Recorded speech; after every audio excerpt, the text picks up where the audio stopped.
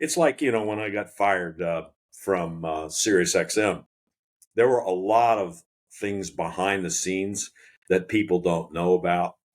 So I got fired for saying that you'd have to put a gun to my head to make me watch a WNBA game, right? Hmm. Because I had just seen uh, basically highlights from a WNBA game. It was back in February 2 or 3 years ago. And I said, man, there's nobody in those stands. I couldn't watch this. There's no way I could ever watch it. So the conversation in our show came up where, hey, Mark, this LIV thing, how do these teams make it? How are they going to put a good product out there, and how are they going to get people interested? It's like playing, you know, I guess baseball in Minnesota. It's like, how do you get the fans fired? I said, look, it all depends on the kind of product you put out and whether it's a local fan base or a national fan base. Look, the Kansas City Chiefs are a totally different animal than the Kansas City Royals. Okay. Hard to watch the Kansas City Royals, easy to watch the Kansas City Chiefs. So we started talking about that. And so they said, well, what do you think about, girl sports and the LPGA, for example? I said, look, I never used to be a fan of the LPGA, but I am now. In fact, my wife and my daughter are out the Drive On Championship right now watching, guess who? Nelly Corda. Okay. She's the star. She's going to make it. She's already made it. She is the star. So it makes me want to watch that program. Makes me want to watch LPGA, even if Nelly's not in the tournament, right? She's my favorite, so I'm going after her.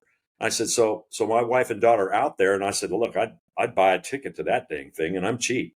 So heck with that. I said, now if you took me to the WNBA, I'd have to get a gun out and shoot myself to watch that. And I'm telling you, within 3 hours, I was gone. Okay. Wow. But somebody had edited out the stuff I said about the LPGA. And they just said, man, if you make me watch the WNBA, I'd have to shoot myself. That's the part that got out there. And my bosses heard it and said, get rid of lie right now. The funny thing about that was that we had a female producer, we had a male and a female producer. And as soon as I said that line, everybody just busted up. And I said, guys, was that okay? I know how people kind of get offended and all that stuff. They said, Mark, that's fine. Everything's great. And Jean Marie, the girl inside, I said, how did it sound to you? She goes, oh man, that was funny. That was good. No problem. So then Craig Can, and I'm talking to Craig and Dave Marr, Craig Can starts pulling up Twitter and it says, oh man, lie, they're killing you. And I said, well, about what? And he said, you shouldn't have insulted the WNBA. So I basically went on and said, hey, for all you WNBA fans, I'm sorry. I probably shouldn't have said that, but I was just using an example For of, all 500 of you, I'm sorry. yeah.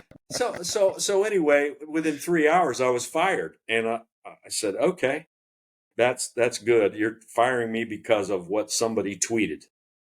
And they said, yeah, guy wants to burn down the building. I said, Jesus. well, that's his problem. There's so many wackos out there. So anyway, the deal was I got terminated for that. And what the staff said was probably one of the funniest lines all year. So there you have Yeah, and it. as we were talking before we came on, and you and I both agree because I watched it, and look, I'm not against women's sports at all, but there are certain sports where the differences between the men and the women, at least as far as watching it as a fan, are closer together than they are further apart. And I would say that tennis, golf, and I could probably think of another one. Women's volleyball. I would rather Women's, watch that yes, than men's same here. volleyball, to be honest with you. So that there are certain, and then, but you get into basketball or you get into the sports where the physicality is much higher on the list of priorities for to be very successful at a very high level for that. Not in their own realm, but as an overall fan appeal. And and I think that maybe that the WNBA and being compared to the NBA. I mean, you see these. I'm watching the NBA last night. These guys are hitting shots I never even thought of taking. I was a pretty good basketball player. I didn't want to play in college. I was just burned out by then. But I'm like, God, the game has changed so much. But you don't see that in the women's game. Not that the women are not good, but as far as a fan perspective, who's coming to it that's from outside the sport. Let's just say you and I are in golf. Someone else is they're in sales or whatever. They're going to use their time, the minimum amount of time that they have in today's world with everything bombarding them, to sit down and watch a game. I can, Nelly Korda that we talked about. I'm going to tune in this week, and I hardly ever watch women's golf. Maybe a major here or there, but I'll watch this week because she's going for her 5th win, and that's a compelling story. That's very interesting to me as a sports fan. I tuned in to watch. Drawing a complete blank. The girl from Iowa. Caitlin Clark. Caitlin Clark.